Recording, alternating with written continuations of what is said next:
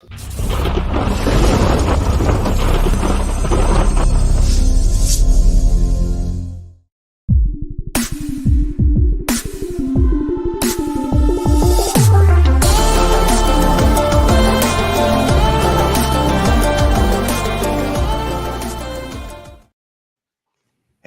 everyone. It's Ryan Fowler with the Inner Game Group here on Inner Masculine Live.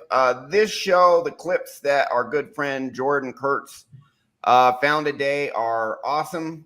I really want to see these and comment. Well, I've seen them. I really want to comment on them with the rest of the group. Today, the first video, it has a bunch of A-list celebrities and some a little less well-known, but it has, Russell Brand, Lady Gaga, Tupac Shakur, John Lennon, Cameron Diaz, just a bunch of big stars talking about how empty fame and wealth is, that you really need to go to your inner core, fix that stuff, because outer stuff doesn't help at all. And that's the whole point of Inner Masculine, is to tell you guys, fix your core, show you how to do it, educate you on it. And because all of us on this group, except for Tim, who's always been awesome, has struggled with inner game issues to some degree. Some of us pretty severely. I used to have bad manic depression, anxiety disorders, complex PTSD, all this stuff. We found the solution, doing so much better now. And this really goes to the core of what Inner Masculine is all about when you see these clips, which is outer world. I'm not against outer world stuff at all. I think it's great, but you got to get your inner world right. So everyone on the rest of the show, we have Gary, Jordan, and Tim here. Everyone introduce yourself, Gary, Jordan, and Tim. Yeah, my name is Gary Hones. I'm with BigMindShifts.com, and I help you get rid of your social anxiety. So that feeling of always overthinking and feeling judged and feeling ashamed even when you're not supposed to be. I help you get rid of that so you can actually move forward. All right, Jordan. Jordan Kurtz with Jordan Kurtz Hypnosis, and I help everyone end their limiting beliefs and those bad mental programs to unlock their full potential. Okay. And I'm Tim Costello with ClearThatTrauma.com. You can reach me at tim@ClearThatTrauma.com, and I am actively engaged in saving the world, one person at a time. I think we were talking on Telegram, a week or two ago, and how this guy had spent $50,000 on sessions and nothing worked, and your stuff worked. And I'm like, how's it feel to be a hero? There's no doubt. But to finish my miniature introduction is that I help you fix your core beliefs so that you can have a solid foundation to deal with the world. And we're all about deep down core beliefs, which no one's getting at, but we are. So this is growing. And so good on you. And Pete Ubbs, welcome to the show. Mike Horton, welcome to the show. We have some guys on the chat. Go ahead. And Tim, I have a question. Can you help me get another tie-dye shirt like yours? Because that's the second one. Absolutely. I've got about a dozen of them now from this one person that makes them in Arkansas. And every single one is 100% custom. And they're nice. You can't get these at Walmart. No, you can't. If you could, you'd have 100 of them because of your connections to Walmart. But, hey. All right, and they would be more. But hey, it's still awesome. All right, so hats off to you, Jordan. Every week, so I come up with my topics during the weekday, but then I'm like, I'm worn out. Jordan, what do you got? Give us a topic. He always gives us good stuff. So Jordan is a fantastic executive producer. Yes, thanks, guys. Exactly, 100%. So we're gonna play this clip. I think it's just worth playing. We don't even need to set it up. It's just showing it's showing you. And man, this applies to the red pill. And John Hogwood, Modern Life Dating, he used to say, money, muscles, make muscles, learn game. And then 2-3 years ago, he said, you know what? You got to do inner world too. So he added frame. And because he was seeing guys getting that or chasing that and being miserable. And that's exactly what we're talking about today. It's good to get good things, but by itself, it does not give you what you want if you're searching for happiness and fulfillment and making money, being famous. So many celebrities talk about this. Pretty much just drives the whole point home. So without further ado, Oh, can I say something real fast? Yeah, go for it. So I listen to a lot of like podcasts, Joe Rogan, that kind of stuff. And you listen to all the people they have on there. And the theme that I kept coming up with was they all eventually talk about inner game and trauma somewhere. Yep. Yeah. It seems to be the human experience. And so there's probably 8 or 9 different celebrities in the upcoming video, but it's all of us struggle with it. Everyone has at least a little trauma. No one has a perfect upbringing. And a lot of people have massive trauma. There's more than we realize. And I think being a hypnotist, it's like the seeing red cars video. It's like, it's the bit where you can't not see it anymore. Once you start seeing it in people, you can't unsee it. And so these are very famous examples, but everyone has this. And I think what people notice is that the more you look for it in your life, you'll see other people struggling with this kind of stuff. Yeah. And, that's why we exist, to try and show them that we've got a solution to those problems. Yeah, what we do, everyone on this group has seen themselves and others be immensely helped by what we do. And it works so much faster than conventional methods, which, have some good in them for sure. But the stuff we do nuclear powered is next level. Here we go, sharing this clip. Great clip. Here we go.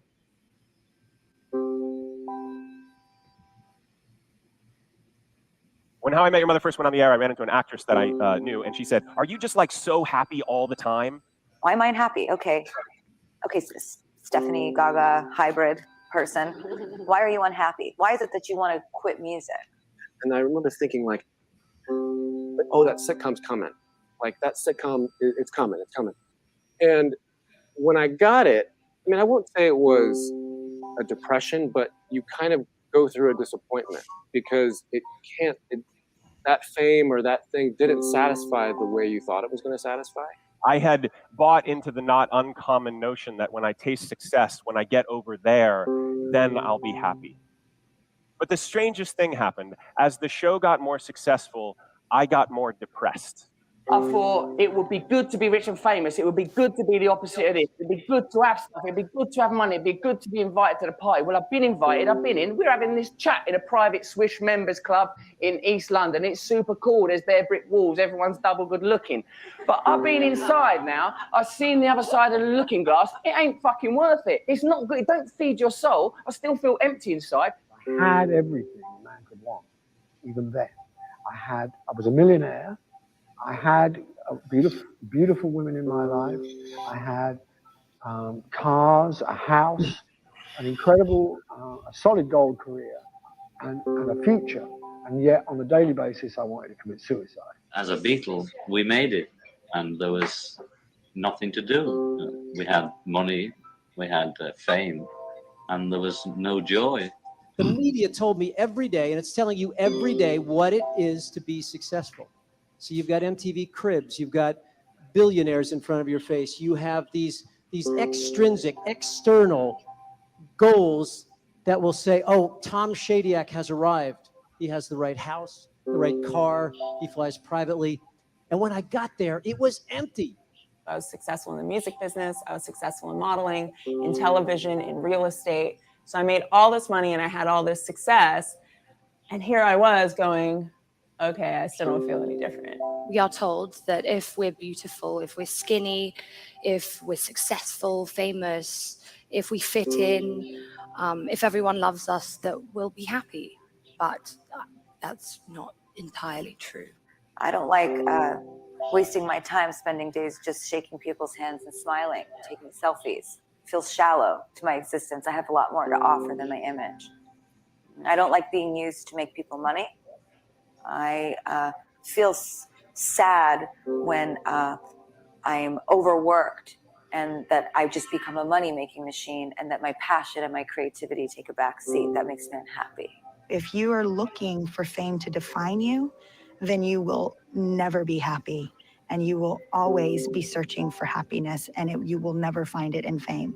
I was surrounded by all this wealth and all this fame and all this power, and yet they were all miserable, and I had never been more miserable. You know, I thought that all would be helped and healed and soothed by fame. Because when I get famous, Then I will be less lonely, and I Yes. will be understood, and I will be loved, and that love will go in and heal any of the broken parts. And then I came to see that it was actually quite isolating.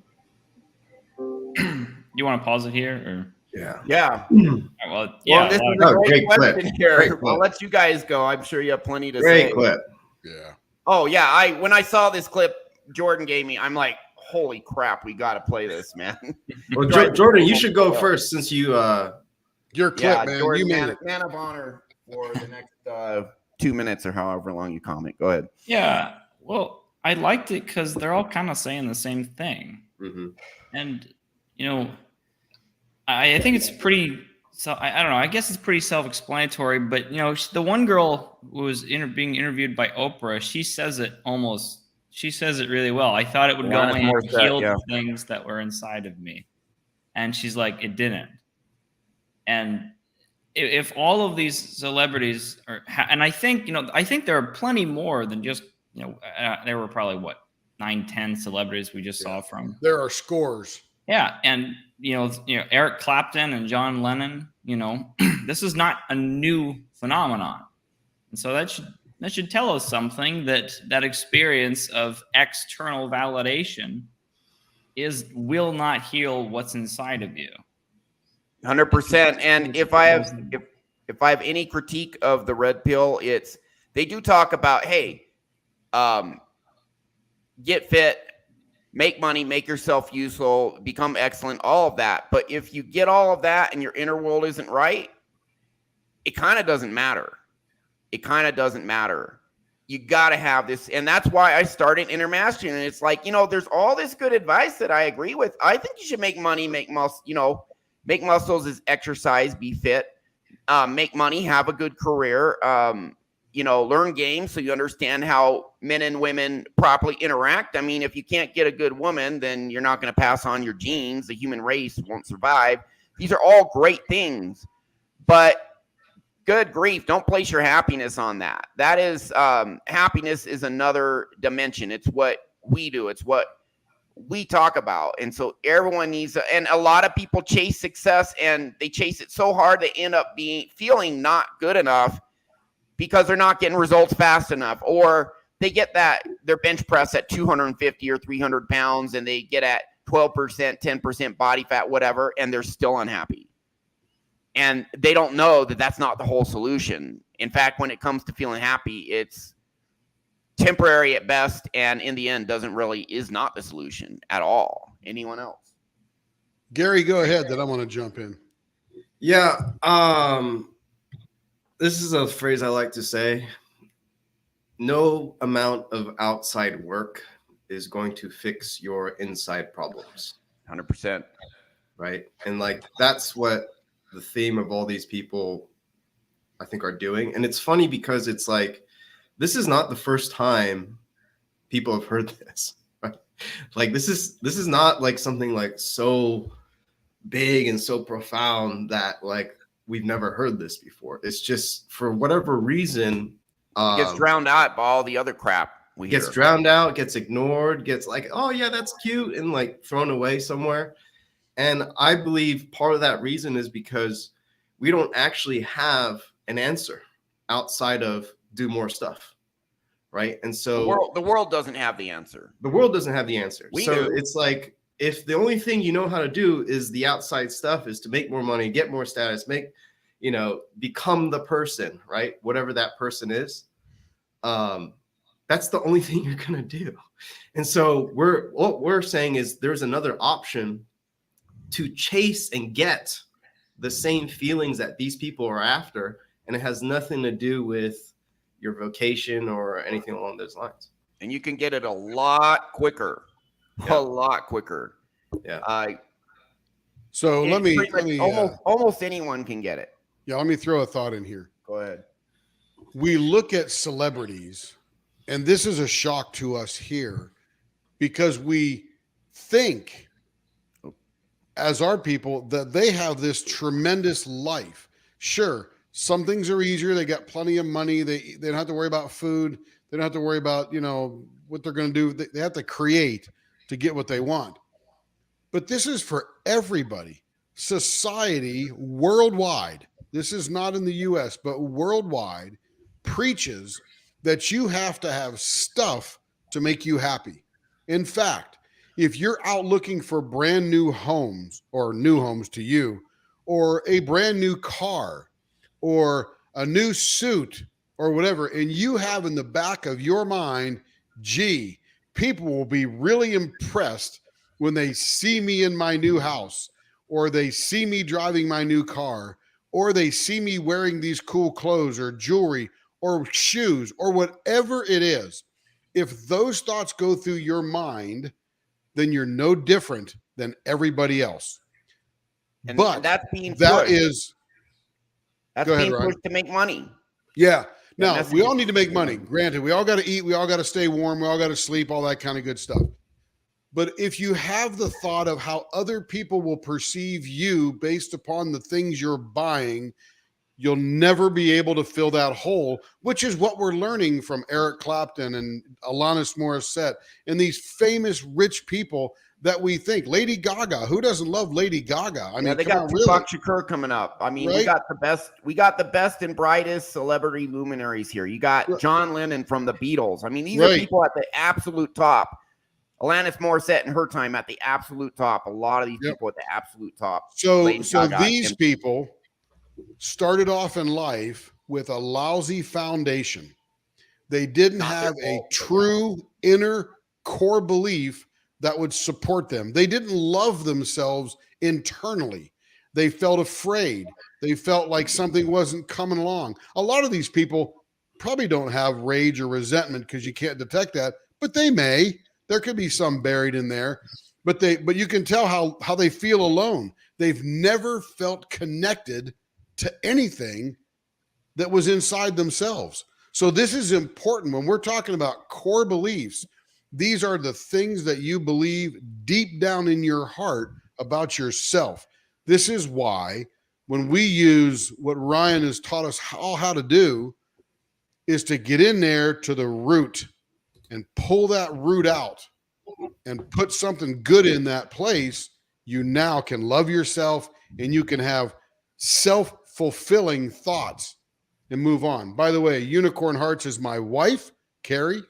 Oh, nice. She put a comment in there. She's actually at work right now listening on her earbuds. So which of you plays the grand piano? I didn't even know you had a grand piano. Look at that. That's dope. yeah, isn't that cool? Nobody plays it. Okay. It's Does a- it make it's a you mess. happy? Anyway, so that is the reality of what we're talking about today. No matter who you are. Remember Lifestyles of the Rich and Famous with Robin Leach back in the 80s? They're all and 90s? miserable. Oh my goodness, right? I mean, many of them are, so not all of them. Some are happy. it was a great show for many years. Why? Because we're all ate up with this stuff that we think we're going to fill our hearts with and be fulfilled. I'll leave it there. Okay, and I'll say that stuff's cool. It's cool. It just doesn't make you happy. It doesn't fulfill you at all. You know, I a year ago, or about 2.5 years ago, I got my dream car, 911 Turbo. I owned it for a year and a half. It was a lot of fun. It was great. I'm not against pursuing excellence, money, muscles, game for Absolutely. etc. But it does not make you happy. And so what I tell people is get your core right. You are enough as you are. You have massive value just for who you are. Learn how to love yourself, validate yourself, approve yourself. Get your mentor, get your tribe, all of these good things that will bring fulfillment. Learn and grow. Go after what you want. If you don't go after what you want, you're going to live a life of regret. So you should go after what you want. But what happens is if we have the opposite of self-love, if we have the opposite of happiness in us, self-fulfillment, all that is called toxic shame. That's what is in people's core, and it's painful. And so people chase after the wrong things trying to fix that toxic shame. We're saying get that fixed at the start, get happy now, and then just go out and live a great life and then go after what you want. You're going to be chasing better things, and you're not going to need those things to make you happy. Going after what we want puts us on a path where we strive and struggle and make effort, and in the process we learn and grow. That's the ultimate point. Correct. Check out Lauren's comment. Humans are the only I put it animals. up, and I wanted all of you to comment on this. Now, Yeah. Lauren, I'm developing a product with him on the subconscious mind and money of all things. Lauren, listen to very that. wise man. Humans are the only animals locked out of their cage. What do you guys think? That is a very philosophical statement, but the reality is through our programming of our subconscious as we're growing up, we're either in our cage, which is having that great inner frame, or we are locked out of that cage of success and good feelings on the inside. A lot of people, what people don't understand is you actually have a key to that lock. You just don't know how to use it. That's right. And a lot of people run away from that cage. They're like, I don't want to go in that cage. There's a lot of pain in that cage. I'm scared. I'm running away from it. You know, I just look at that cage and I feel bad. So let's drink some alcohol, view some porn, do some drugs to just cover up that bad feeling. So I don't feel bad, and I don't even want to look at it. You know, and then a lot of people are trying to go in and heal that cage, and they don't have the key. We're trying to give you guys the key. So, you know, you can start with my ebook, shameless plug, but hey, my ebook helps people. It helps you understand how your subconscious mind works. What are the fundamentals of misery or happiness, all of that, because that's all tied to the subconscious massively. The seat of our emotions is a subconscious mind. Our emotions come from the subconscious based on the deep down beliefs we have in us. And all that misery, anxiety, everything else is coming from our subconscious based on what we learned as a kid. If as a child, you had parents that loved you unconditionally, you had a good community, all your friends loved you, accepted you, you were taught and given proper guidance while you're a kid growing up, guess what? You're going to be a happy adult. You're just going to be a naturally happy adult, but none of us get that perfectly, and so few of us get it well. And that's why, and people aren't taught to go into their inner world. They don't know how to heal it. That's why we have this show. Anyone else want to comment on Lawrence comment? I'm a little confused. So is Lawrence saying can we define what the cage is? That's your inner world. But locked out of, they don't know. They don't know how to get in their inner world and access it, heal it. It's all outside. I believe that's what he's talking about. Correct me if I'm wrong. I wasn't because I guess the inverse of that analogy was like if they're trapped inside of their own cage, where it's like they're locked out, meaning they're not going inward. Okay. I would think the cage is your inner game. And if you've got the key to that cage and you've got a solid inner game, you can go in and out of that cage all the time. No sweat. Terrible philosophy. I get that. But if you are wired bad and you are trained to not enjoy yourself or not feel safe or not feel secure, for most humans, they have a key, but they don't know how to use that key to open that cage up for true happiness. They can't get back inside there. We have the key, like Ryan says. We can show them, or we have the ability to show them how to use the key. Yeah, I guess. So Lauren, let us know if we're right, please. I guess I'm getting caught up in the semantics because normally when I hear cage, I hear like something that's trapping you, and so versus something I'm trying to get into. So yeah, he's locked out. Diamond is in the cage, so nobody gets in. Yeah. Yeah, but that implies you want to get into something that's trapping you. I don't know. I get trapping you. You want to get in and fix your game. Yeah, a lot of people don't know how to get inside and fix it. Yep. Isn't cage? Okay, we can. But Lauren, please clarify. Turn off the engineer brain, Jordan. Yeah, turn it off. Engineer brain. Wait. He's building a cage in his mind. Here we go. We got to put this together. All right, let's go back to the clip. Here we go. Oh, can I say one more thing real quick? Yeah, I really like what Gary had to say about the fact that people just don't have the tools. That we've heard this money can't buy happiness thing many, many times, but we just don't have but people default think that's to a tool. that because they don't know of anything better, because they see people who are experiencing pleasure from having money and fun and stuff like that. And they're like, well, my life right now isn't fun. I need to get to fun, and I need money to get to some fun. And like, what are your alternatives? If you've never been introduced to the concept of inner game, it makes a lot of sense that you can know logically money. You can see all the endless amounts of celebrities have said this exact same thing. But if you don't know any alternatives, it makes a lot of sense why people will just keep running the same program, because there's nothing else to do. Yeah. And there's a big lie there. There's a big lie. The celebrities who are actors are pretending to be happy even when they're not. They have to. If an actor comes on the red carpet and he looks all depressed, how is that going to affect his career if he's depressed all the time? He won't. You're depressed. Your charisma. People don't want to be around depressed people, so they're going to look happy regardless. You know, put on the mask. And they're trying to show the world, see, I am good enough. I am good enough. Look at all this great stuff. I am happy. You know, they're putting up this mask so people won't know how miserable they feel. I mean, we see this with clients. Normal people put on masks. Normal people fake it. I mean, go on Instagram, go on Facebook, all the photos. I mean, a lot of it is people faking, pretending to be better and happy than they actually are. Good Facebook. That will actually make them happier and get them more validation. Yeah, Facebook. I know most people on the Facebook that are my friends, and they're like, look at my life. And they can't wait to get, look how many likes I got. Yeah, they're sharing and they're showing the highlights. They're not, they're showing the best little 1% of their life where the highlights are, you know. Show me cleaning the bathroom and loving it.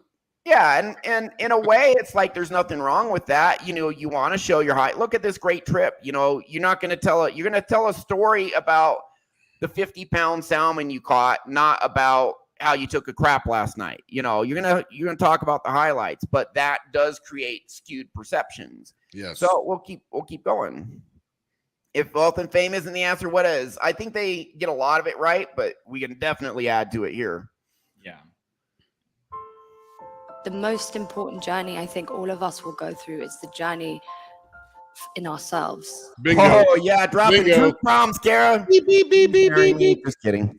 To find who we are and what makes us happy. I saw that if I wanted to live with myself, I was going to have to work on myself.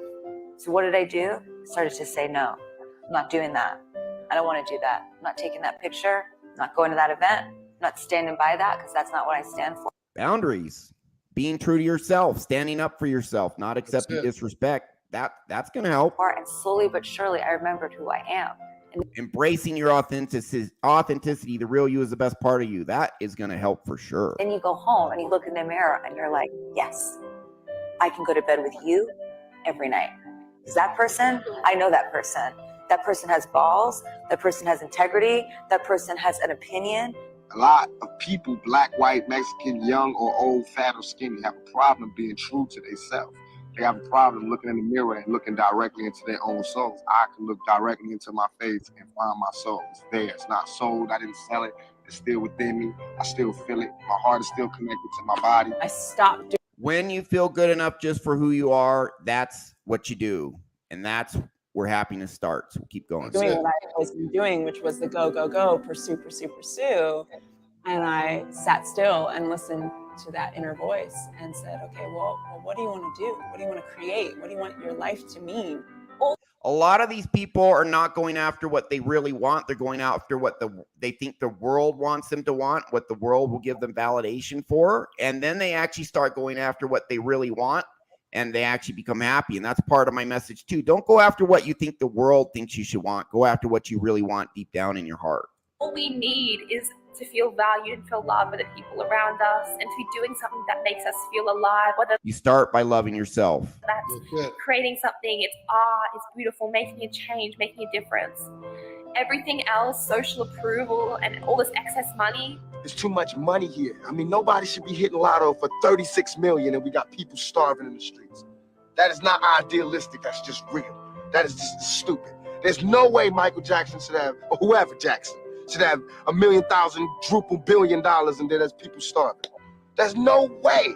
I would prefer a culture that didn't celebrate, exacerbate, stimulate the most negative aspects of our species, inculcate them, reward them financially, till we get to a kind of a cultural hysteria where we're destroying the planet.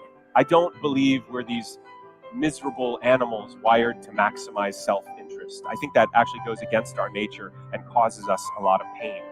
Darwin mentioned the word love 95 times in The Descent of Man. He mentioned survival of the fittest twice. That was really interesting when I heard that. I'm like, dang, I got to read Darwin now. I went through 50 years of my life on Earth before I heard that. That's insane. And I believe it comes from a culture that is humming on an insane philosophy. Got to keep everybody separate. We got to compete against each other. We got to, whoever gets the winner gets the toys and the spoils. I believe you guys are in a culture that is depressing your authenticity, your creativity. It's pitting you against each other, and it's up to you guys to birth a new culture. That's one of the reasons I'm in Mexico now. The American culture, United States culture is pretty toxic. Although there are a lot of good people in the U.S., there are. But I got to agree with this guy, man. So, yes, it is your world, folks. It is your world coming.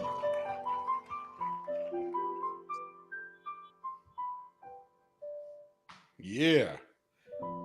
We do blame society because, well, they're doing it, and that it's us. Well, they are feeding doing ourselves. They are doing it, but the lie is that because of that, we're powerless. That's a lie. Yep. Oh, yeah, we're feeding ourselves. My tagline, you have more power than you know. You can let them do whatever. Doesn't matter. You can still kick ass. You can still be happy. So what do you guys think? I've said enough on this video. Your guys' turn. Go ahead. Should we let Jordan out of the cage? Yeah. Or Gary, whoever. Sure. I mean, obviously, I'm a libertarian, so some of the things that they said on there kind of go against. I get what they're trying to say, but I don't think they really this is the problem I have with some of these celebrities is that, I don't know, they come on and they don't talk about the inner world as being the solution. They talk about, you got to change the culture. I'm a little more, I'll take I don't know if all of you will feel this way, but like the first girl who said, you have to find your own inner journey, inner self. I'm more critical of her saying that because I don't think she really knows what she means by that. Correct. I think it's one of those, is it a platitude that people just say because it sounds right? And now if I'm a hypnotist saying that, I mean, you need to go in and fix your bad subconscious program so you feel good about yourself. I don't think any of them meant that when they were saying it. Some of them sounded better than others.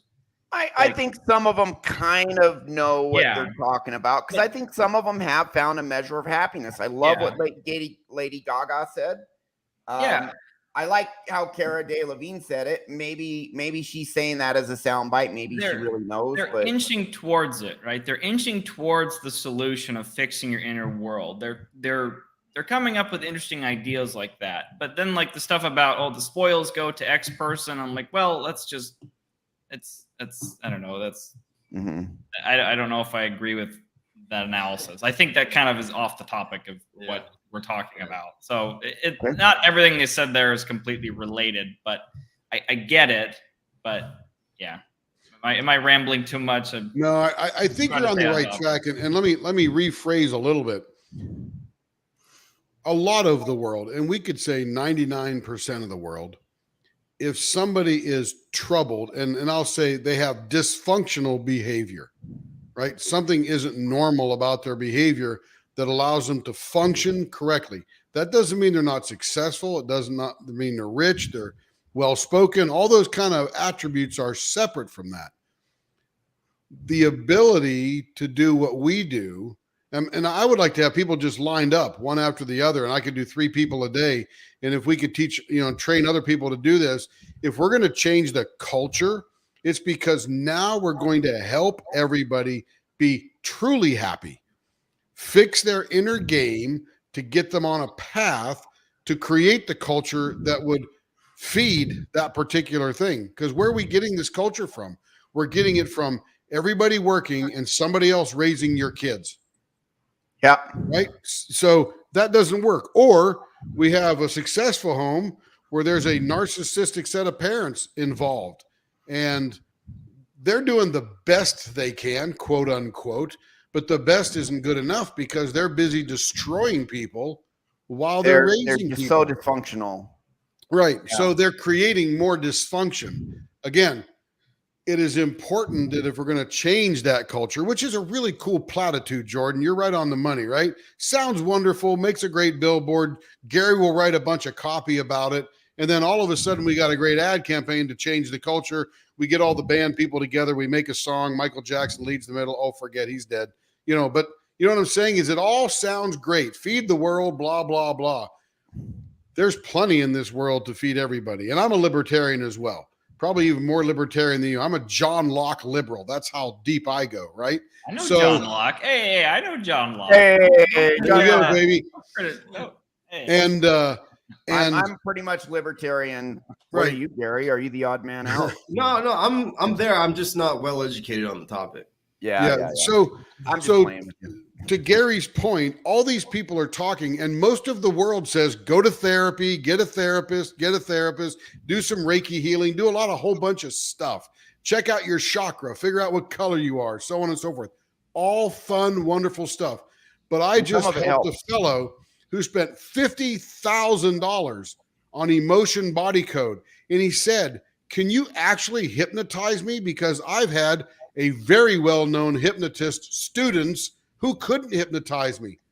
I said, I haven't been able to not hypnotize anybody so far, so let's give it a shot.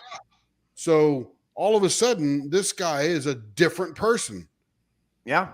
Now, so it's that impactful. Very powerful. So we just get right down into that root. So if we're going to change the culture, we got to change the root of where that bad culture is coming from. So changing the culture sounds cool, but how do you do it? And how do you do it effectively, quickly, and impactfully? Yeah, people at the core. Yep. Yeah, I think one point I want to make with that video in particular is you're only gonna do what you know, right? And so I'm very empathetic to everybody around me because it's once you get to a certain level with all this healing stuff, you just don't feel crappy anymore. And you look at everybody else and they feel pretty crappy and you're like, man, I really want to help you, but they don't even know what you're doing is even possible. And so you can't even have the conversation. And so as somebody sitting on the other side of the table, it can get really frustrating because it's you have the answer and you're like, well, you don't have to build an entire business and get millions of dollars in your acting career to feel content. Right? Yeah. Yep. You can actually feel content before you achieve any of those things, and then probably actually enjoy the ride a lot more along the way because you're doing the right things for the right reasons instead of for a toxic, shameful reason or because of an insecurity that you developed at a younger age, And so it's a little bit sad that people can't get the solution right now just because they're unaware, right? And so that's why we have these types of shows. And if you have family members who are suffering in some sort of way, you should be sending them here, right? You should be showing them that, hey, there is another possible thing out there, and it's going to challenge a lot of your belief systems on how you can actually get better quickly. And probably if they've been suffering long enough, they're at a point where they have nothing to lose anyway. Right. And that's honestly a lot of the people we get. It's I've done the drugs, I've done the therapist, I'm at the end. It's what are you, a witch doctor? I'm like, yeah, kind of, but a little bit. Right? Just wait until the end, and then I always ask people, did that surprise you? And they're like, whoa, I was a skeptic, but what did you just do to me? I've literally had people message me and say the next day I went to work, and halfway through the day, my coworker said, what the hell did you just do? You're different now. Yeah. Multiple times that has happened where they will tell me that. It's just people will you notice. Said your face was different, Gary. People are when Ryan your face was different. What's different? After I did your session, work on me because my my past is relatively complicated, lived all over the globe basically. And so it took Ryan and I quite a long time to figure out what the hell. You were one of the more complicated ones. Yeah. Yeah. And so, we figured it out. Yeah. It took, an extra however many hours. But once once we were done, I was like completely exhausted. Woke up the next day, still kind of felt like, oh, like I don't know what happened, right? And I kind of felt relatively the same, but you know, at the time I was around all my family, and so like literally everybody in my family who knows me better than anybody, right, came up to me like, "Hey, I don't know what you did, but yeah, you thought you were the same, but they noticed." Yeah, they all noticed. Like, no, dude, it's different. I'm like, okay, you know. And so sometimes it works that way. Sometimes you notice it in yourself immediately before anyone else does. It just depends. Yeah, and I tell people, listen, just pay attention how you feel over the next week. You're gonna get a better idea how things are different over the next week as you just live life. Mm-hmm. And I'll tell you what still kind of surprises me a little bit. Listen, Jay Lee, look at his comment here. Yeah, this is great. Yep. It's evidence. A friend It's just said evidence. that, I think, to him last night. Yeah. I still go through my day and I'm like, that should have just triggered me. This crappy thing just happened. Someone just, insulted me or whatever. That should just trigger me. And I'm like, I really feel fine, and pretty much almost every day I'm like, my cognitive brain is like, you used to get triggered by this and you feel fine. Isn't that kind of weird? Now, what I wish for people is what I've had for 40 something years. When I graduated from high school, joined the Navy, went off and did that thing, one of the things I developed was this nighttime routine of falling asleep. And I literally fall asleep and wake up 6.5 hours later.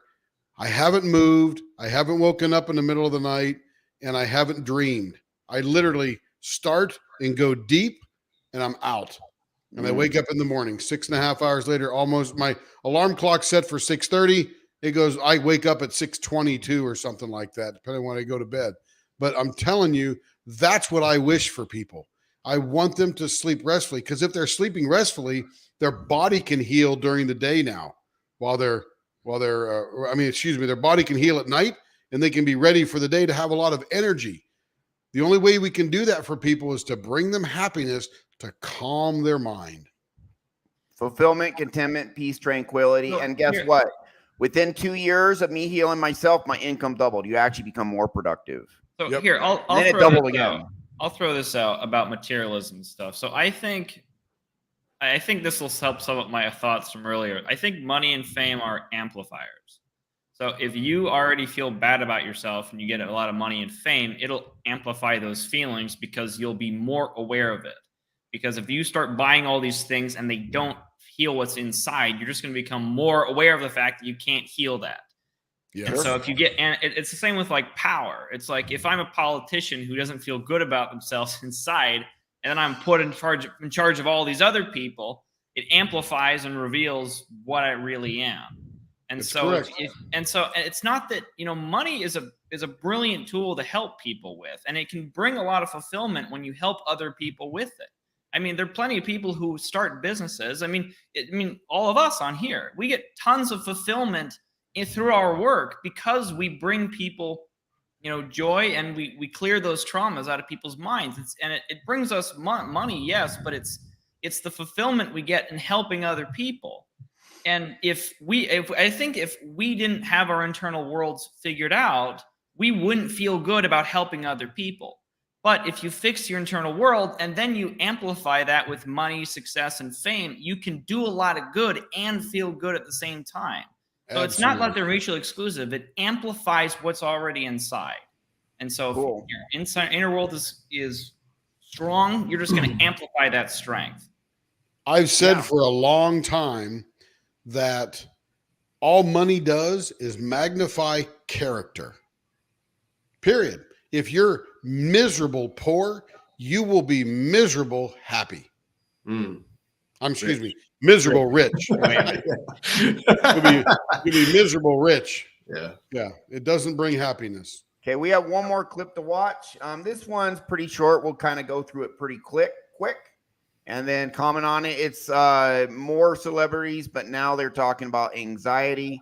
So let's squeeze this in. We'll make some quick comments, and then we'll wrap up the show. So here we go on this one.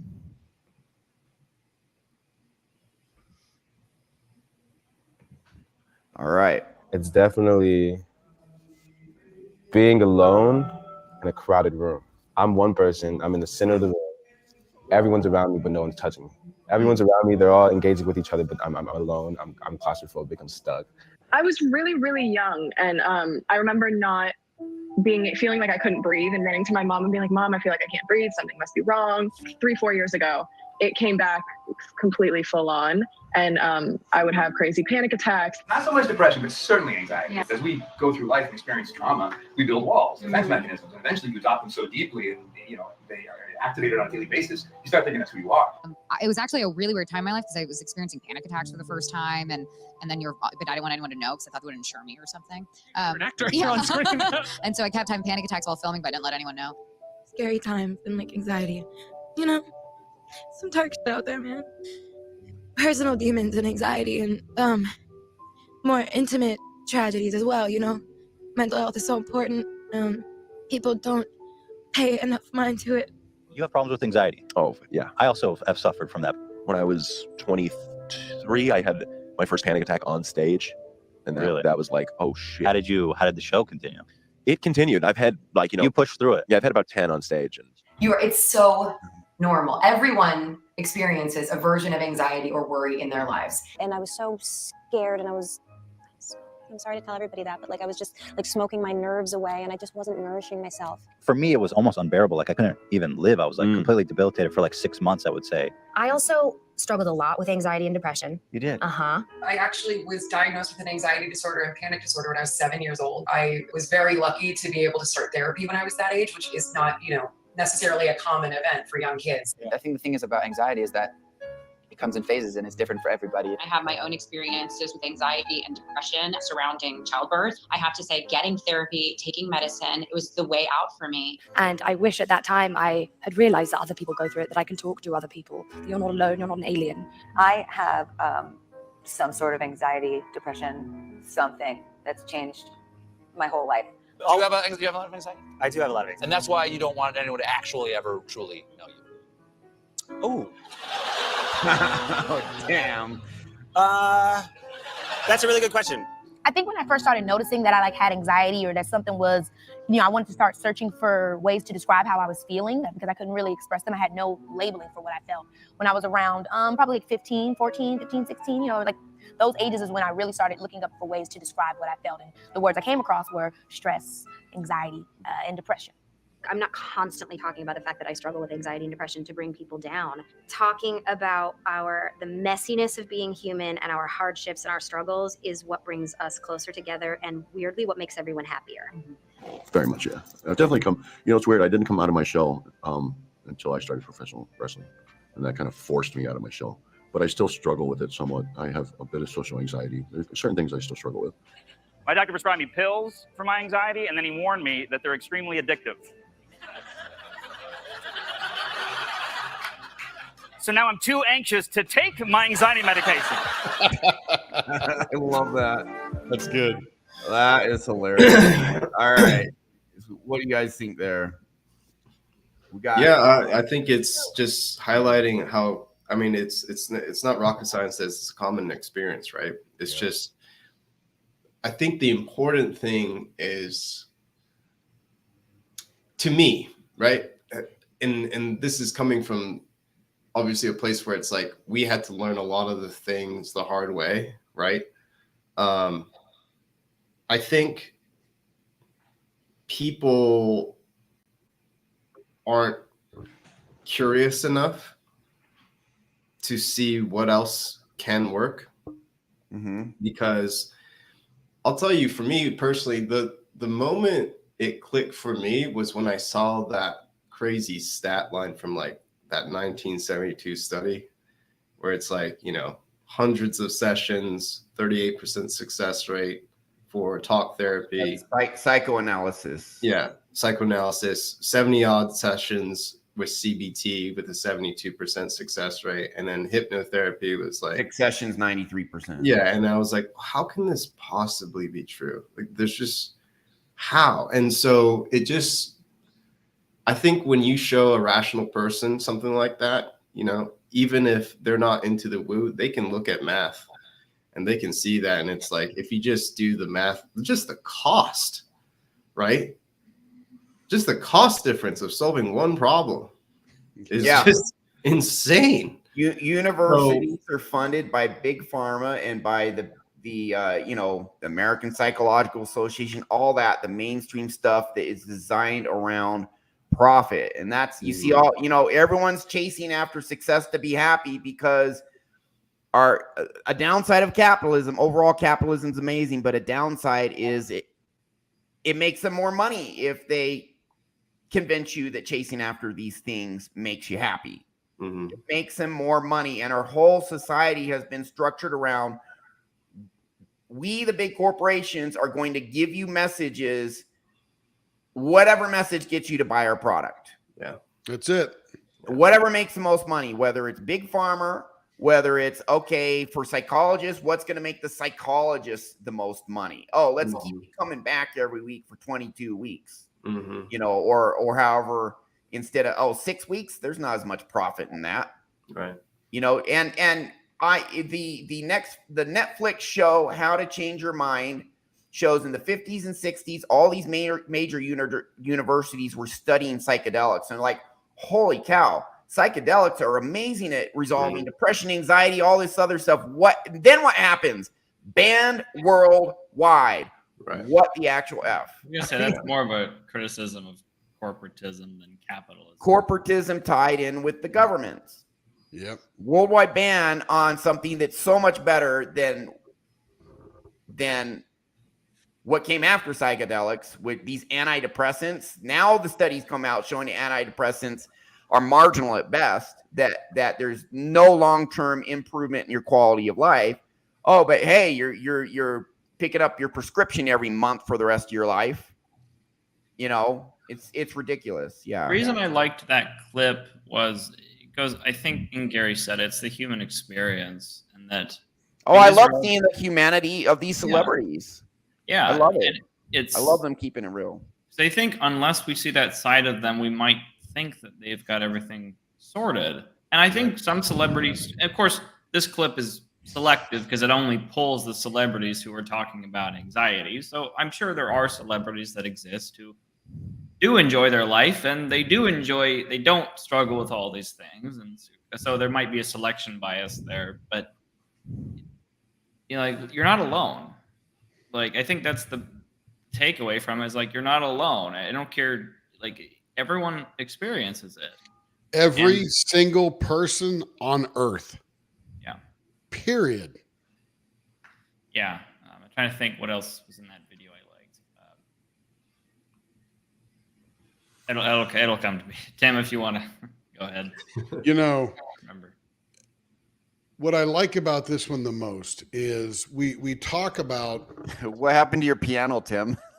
It broke. Sorry. It's out of tune now. Man, I was like, Tim's place is pretty nice. Now you're in some alley somewhere. I'm at a comedy club. Now I'm way too cheap to buy a grand piano because I don't play. But we talk about functional behavior and dysfunctional behavior. And if you have dysfunctional behavior, that means it's not serving you or anybody else around you. Not that it needs to serve someone around you, but if it's serving you, then you'll be able to serve those around you a lot better. So dysfunctional behavior is any time that you're afraid to do something, anytime that you have anxiety, depression, participating in an addiction, right? Whether it's alcohol or drugs or porn or video games, just name the thing that distracts you from your life. That is the addiction. That's dysfunctional behavior. We all need to work hard. We all need to go to work hard when we're there. But 8-10 hours later, we're done. You need to go enjoy yourself. You need to enjoy your family, enjoy those around you, pick a hobby, read a book, watch a movie, whatever. Now, I personally like binging series with my wife. Sometimes we used to. We don't do anymore because we got this business she started. It's making me work like a dog. I know, man. You're working all the time. But But Helped we me used too. to binge these things. We'd wake up on Saturday morning if neither of us were working, or Sunday morning, and we would binge some series all day long. Had a blast. But that was it. We didn't binge it every single day. We didn't let that distract us. We actually had a routine where we actually got up, showered, put bedclothes back on, sat on the couch and watched TV all day. It was a blast, but it was just a release.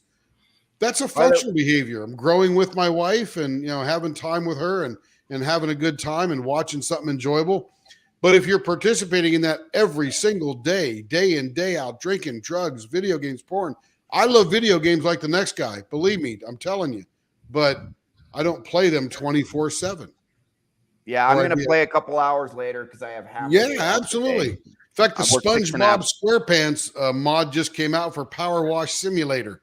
All right. Hey, I didn't see this plug.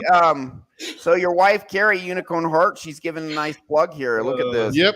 She tried every small multi-level business. And everyone, as you know, crash and burn. Did one session for her. Now she's like double income. I'm not sure what that, maybe the income doubled, 10,000 sales dollars. But yeah, I mean, it was zero. This is the important one. This is the important one. Yep. Yeah. Nice. Yeah. That's why I do this, because people come back and tell me that, and it just warms my heart. It really does. And because listen, I used to suffer. I know what it's like to suffer and feel like shit. And when I found this, I'm like, oh my goodness, after 15 years of therapy, I'm trying this other thing, and holy crap, is it powerful? And I gotta help others because I know what it's like. When I see these celebrities on watching YouTube on this show here, I feel compassion for these celebrities. I'm Absolutely. like, I wish I could help that person. I wish I could help that person. I hurt for him. Yeah, that's why we're doing this. But the people we do and can help, it's incredibly fulfilling. It's great. And so, to clarify, namaste, Carrie, and I'm glad I could help. And to clarify, it's not because of the business is why she feels the happiest there she ever been. It's because you cleared the inner world. And she got the happiness, she got the power, and now she can do a business after finding the happiness and inner power. Bingo. Yeah. Get your inner world right first. Yeah, makes all the difference. That's amazing. All right. So any other comments before we wrap it up? People that have their inner world together take actions that reflect that belief. Absolutely. Yeah, I would say if you haven't already shared a video with someone who you think could benefit from the video, try it. Do it. Share this, like, and subscribe. Yeah, because it's like I got to start doing that for marketing, Gary. You're giving me and like at the end of the day, guys, it's like if you're watching this right now, you have information that your loved ones could use and could change their lives in a very big way. Period. Yeah. Right. Send them a link. It's kind of, if you're the one watching this, it's kind of on you to be like, hey, friend, mom, dad, sister, brother, cousin, uncle, right? Like, hey, like, I'm not telling you to do anything, but I think you should just start watching these guys. Yeah. And if you wonder if it works or not, I have 19 in-depth client interviews on my YouTube right now, and I got another 10 coming. I mean, this is out 100, and this is very personal stuff. A small percentage of people are willing to share this personal stuff, but some are like, Ryan, you really helped me. I'm going to share it. A lot of interviews. Hey, listen, Jordan is one of the testimonials. Gary's one of the testimonials. Tim's wife is one of the testimonials. And you guys all you're like, this is so helpful. I'm going to become a hypnotherapist. And you're doing it because it works. That's so awesome. Right. I mean, honestly, it's like, how often does you see like a normal psychotherapist and he's like, oh, 7 or 8 of my clients are now full-time hypnotherapists? That doesn't happen to them. It's happened to me because this is so powerful. Yeah, it's awesome. And honestly, power to you, Gary, Tim, and Jordan, for getting certified and helping others. I think that's amazing. Mad respect to all of you guys. We have to change the way our culture thinks about therapy fundamentally. Yeah. Period. Right now, I keep getting all these ads on YouTube for BetterHelp, and I'm just shaking my head because she goes, man, I've been in therapy for 3 years now, and it's great. I'm going, fuck, 3 years? It's a lot of money. I'm like, I'm like most people I fix in 1 to 3 sessions. Some do need more, but most people 1 to 3 sessions, and they're like 80-90% better across the board. I think as a culture, we have to demand better results. I mean, you spent 3 years on an issue, and you're still working on it, and you think that's a good like, what thing? the hell? Sit around and talk. I spent 15. I did 100 sessions over 15 years. Last few years didn't even help. It's like holy crap, what the hell? You gotta demand better. You gotta demand better. And this is what's better. That's a good point, Jordan. We have to demand more from these people who are, I mean, would you allow your mechanic to work on your car for 3 years? What the hell? Yeah. 100%. Exactly. Yeah, just watch the client interviews on my the video section of my channel. There's more of them than you can stake it. We're all testimonials because we've done this for ourselves, except for Tim. You've always been awesome, but your wife did it, and she gave her testimonial here in the chat. So that's our show for today. I appreciate every single one of you. Respect for Gary, respect for Jordan, respect for Tim, because you guys, you know, not only found this stuff, you did something about it. You're doing something about it, being on the show now. And hey, props to me for doing something about it. We're changing the world one person at a time, and it starts by working on your inner world, not this outer stuff. If you want it, get that second. First, get your inner world right, because it makes all the difference in the world. When you go inside, when you fix your inner world, when you find the real solution to becoming content, happiness, you know, reducing your anxiety. This does wonders for reducing anxiety. Sometimes you should feel anxious if you're in actual danger, but most of the time our anxiety does not serve us in the modern world. Yeah. When you fix all this, go inward, you are going to find something very important. When you go inside and fix your inner world, what you're going to find is that you have more power than you know. That's our show. Thank you.